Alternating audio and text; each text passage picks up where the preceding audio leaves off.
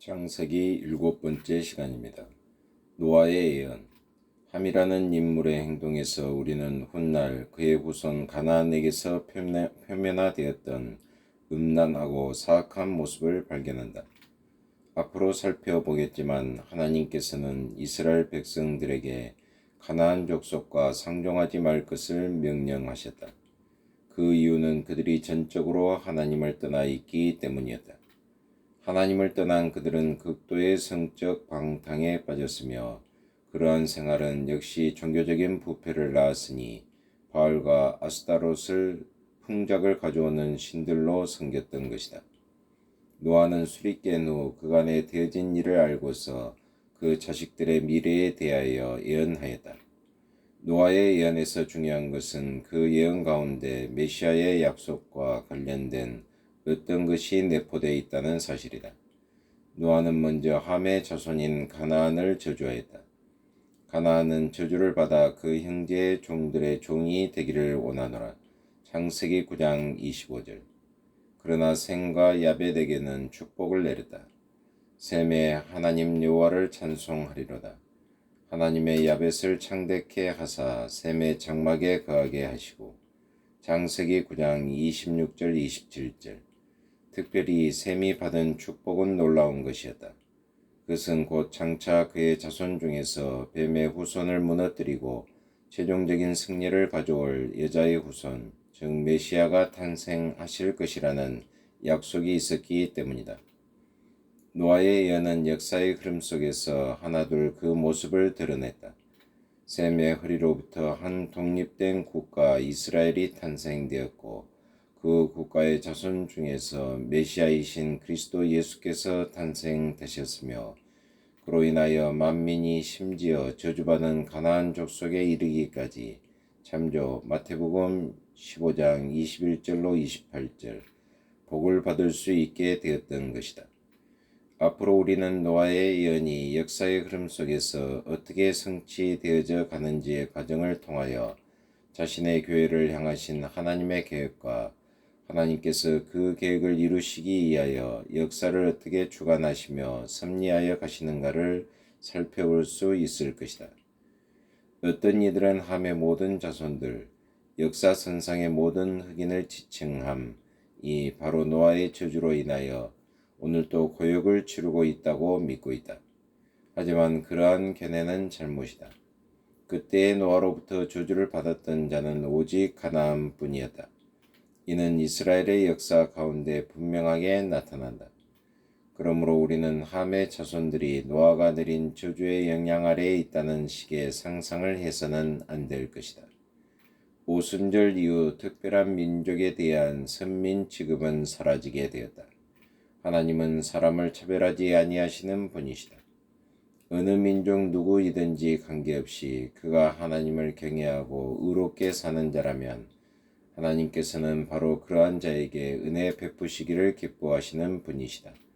참조 사도행전 10장 34절 35절.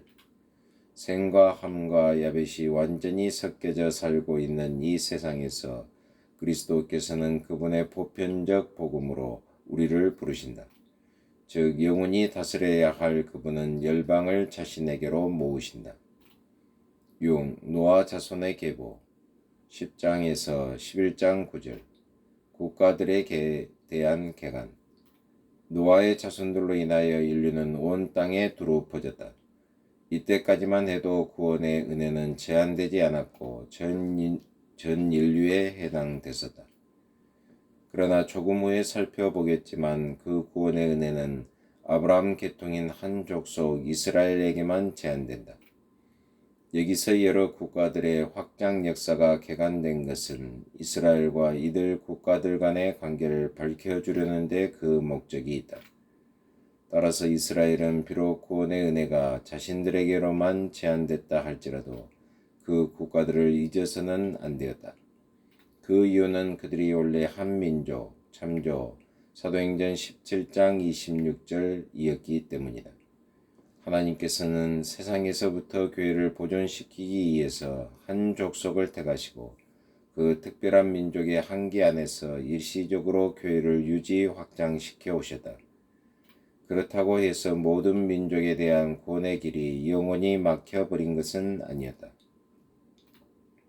그 계통을 통하여 메시아가 오시기로 약속되었고 마침내 그가 오셨을 때 약속대로 구원의 은혜는 모든 족속들에 대해 있게 될 것이었기 때문이다. 이렇듯 교회는 아담에서부터 아브라함에 이르기까지의 기간 동안 모든 족속에 속한 사람들로 구성되었으며 아브라함에게서부터 오순절에 이르는 기간 동안에는 아브라함의 자손들로만 구성되었고 오순절 이후부터는 다시금 모든 족속에 속한 사람들로 채워지고 있는 것이다. 빛으로서의 이스라엘. 우리는 이미 대홍수의 기사를 통해서 그때의 가인 계통의 모든 자손들이 멸절되었으며 오직 살아남은 자는 셋의 계통인 노아와 그의 자녀들 뿐이었음을 살펴보았다. 그리고 이제 본 단락에서는 노아의 자녀들로 인하여 온 땅의 인류가 번식되었다. 사실상 그들은 교회 안에서 태어난 자들이라고 말할 수 있다는 기사를 통해서 선민 이스라엘과 주변 국가들의 관계를 살펴보고 있는 중이다.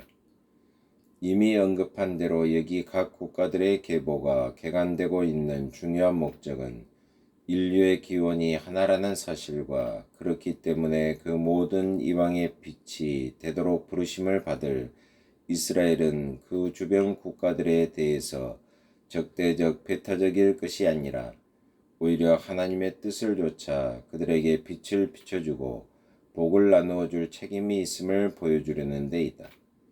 그러나 이스라엘의 역사를 살펴볼 때 그들은 이와 정반대의 길로 나갔던 것이다. 여기 각 국가들의 역사가 개간되고 있는 것을 주의 깊게 살펴보라. 그러면 거기에 어떤 분명한 메시지가 있음을 발견하게 될 것이다. 즉 역사를 통해서 그다지 알려지지 않는 야벳 계통의 국가들은 간략히 서술된 반면 이스라엘의 뿌리인 생 계통과 역사에 걸쳐서 이스라엘의 적대국이었던 함 계통의 국가들은 비교적 자세하게 진술되고 있음을 알 수 있을 것이다. 우리는 앞으로 함 계통의 국가들이 어떻게 하나님의 선민인 생 계통의 이스라엘을 대적하는지를 보게 될 것이다. 바벨탑. 인류가 여러 국가로 나뉘게 된 것은 바벨탑을 건축한 이후였다. 그런데 거기에는 이스라엘을 향하신 하나님의 분명한 계획이 있었다. 우리는 앞으로 하나님의 백성인 이스라엘이 주변의 적들에 둘러싸이는 것을 볼 것이다. 그리고 그러한 적들은 결국 저희들끼리 대립하고 분쟁함으로써 끊임없이 일어섰다 사라지는 역사를 반복함을 볼 것이다. 인류가 세계 도처로 흩어짐으로써 재성장이 어느 정도 억제되는 효과를 가져왔다. 그 이유는 그들의 언어가 혼잡하고 각처에 흩어지게 됨으로써 죄를 위해 공모하고 결탁할 기회가 상대적으로 줄어들었기 때문이다. 따라서 인류의 상태는 홍수 이전보다 더욱 나빠지지는 않을 것이다.